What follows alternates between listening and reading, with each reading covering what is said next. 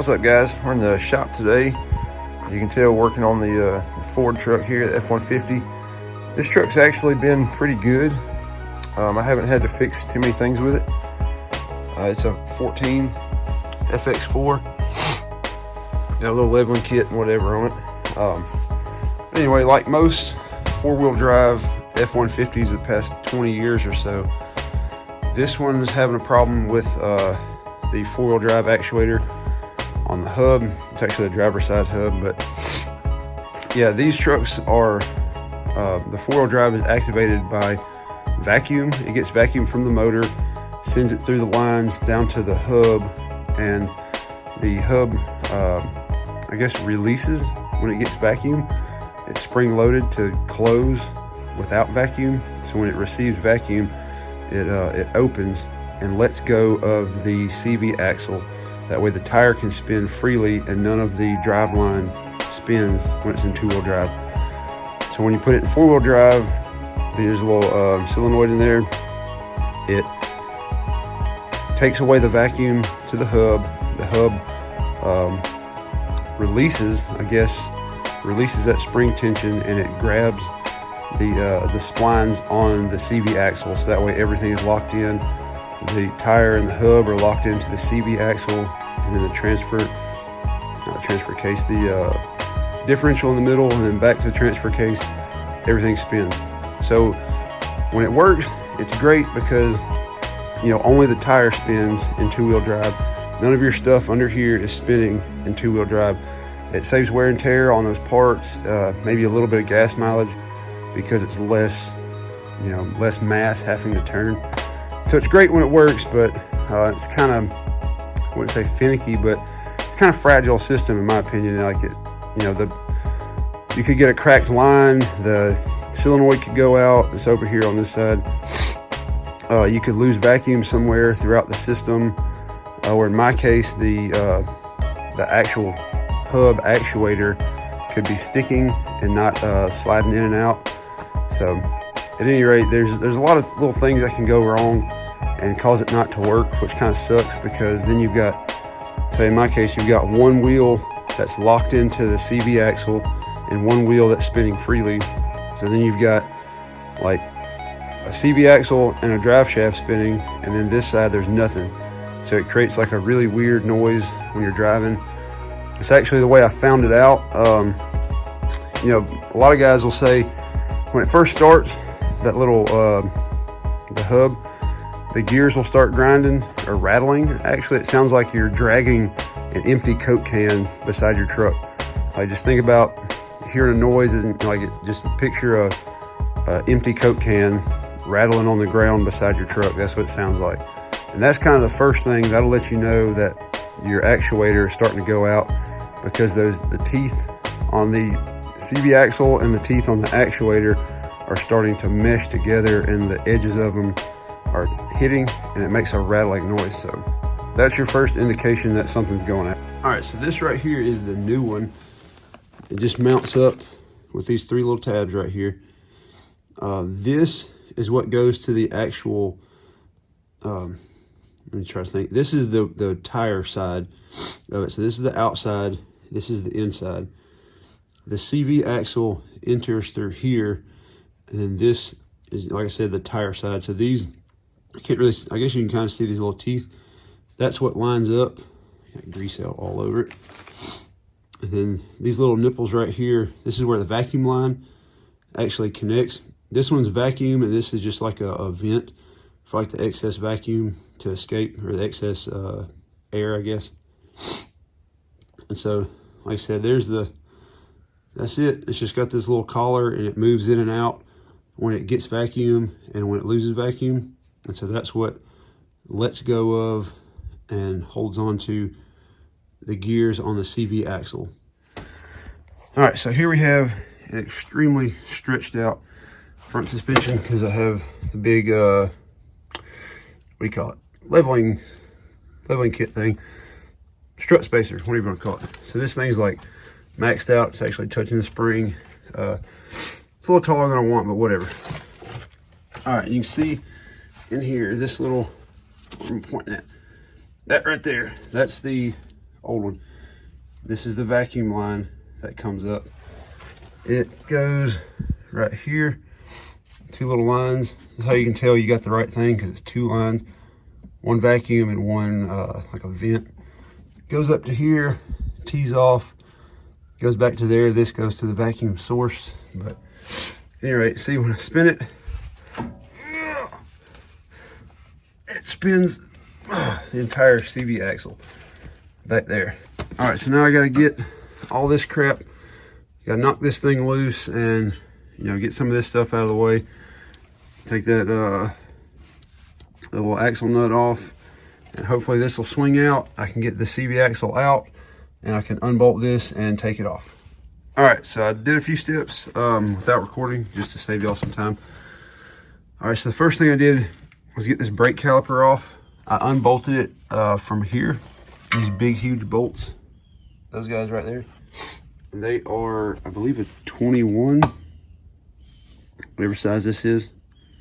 Yeah, 21 millimeter socket. So I unbolted those 2 big ones, hung the entire thing up here just to take pressure off of the brake line. Also, the brake line has a little bracket right there that's held on with a 10 millimeter bolt, and then this might be like the speedometer or speed sensor wire or something. It's held on with an 8 millimeter bolt, and I like to just stick them right back in where they came from. That way you don't lose them, you know. So take those off. That way all this stuff can move freely. This is a 21 millimeter also for this ball joint. Loosen it up, maybe like a 1/4 inch or so, and then smack this with a ball peen hammer, or, you know, just a pretty heavy hammer, and knock it loose. And the reason you don't take this all the way off is because this nut will catch this. If you take the nut all the way off and then hit that, this control arm is going to shoot up, and, you know, it could be dangerous or anything, something like that. So yeah, leave the nut on there to capture it, and then you can use like a crowbar to take pressure off of this while you undo that, you know, whatever. But the main thing is we're trying to get this spindle right here to like break away and swing out. That way we can get this off. Also, the axle nut is a 15 millimeter. I think that's what I used. 15 millimeter, take that off. So now hopefully once I get this spindle disconnected, all this stuff will kind of swing out. I might have to get this ball joint from the steering linkage right here undone. That way this can, you know, wiggle a little bit more, but we'll see. All right, so here we are. Turns out I don't really think you have to take the brakes off to let the whole freaking caliper and everything off. I don't really think you have to do that, because it's like all that crap can stay on there. But anyway, here I did have to take this apart, the steering. It comes apart the exact same way this ball joint does, 21 millimeter. Loosen it, smack it, then take it off. It comes out of there. And then this whole thing, spindle can lean. Make sure you don't pull this thing. I actually had to disconnect it again up here. I guess you could like unscrew it right there, but whatever.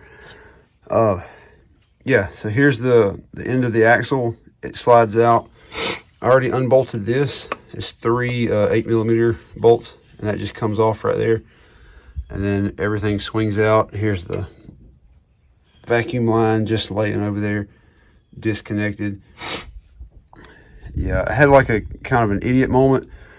I had all this stuff ready. The spindle wouldn't pull back. Like, I couldn't get the thing loose. I was like, dang, man, I'm gonna have to take to loosen that one up. I'm gonna have to take the daggum hub out of there and everything. I thought it was because, you know, I had this like 2 or 3 inch leveling kit, whatever. It was actually, I had the cup of the jack too close to this, and it wouldn't let it, like when it was swinging, it was hitting the jack and wouldn't let this thing swing all the way. So I moved the jack over, and this thing swung all the way as far as it needed to go. And I actually had to tie it up right here so it didn't swing too far. But anyway, that's that. This thing can come off now. There, that's the old one. You can see how just old and crusty looking it is. So we'll get that swapped out with the new one and get everything buttoned up, hopefully the right way. All right, before we put that back on, I just want to show you like up close how this thing works. So I've got this little vacuum thing right here. It actually reads in inches of mercury. So I said 25 pounds earlier, it's actually 25 inches. So anyway, it's hooked up right here to the vacuum. Oh crap. All right, we got it hooked up right here. As you can see, as I pump it, see how that collar retracts? So as vacuum is applied to it, it retracts and lets go off of that CV axle like this. Actually, that's the wheel side, and this is the axle side. As we let vacuum go, it pushes out and engages the hub or the axle. See, vacuum in, let vacuum out, and it goes back out. Make sure before you put it on there, make sure the little nipple is pointed up, and make sure the this part goes that way.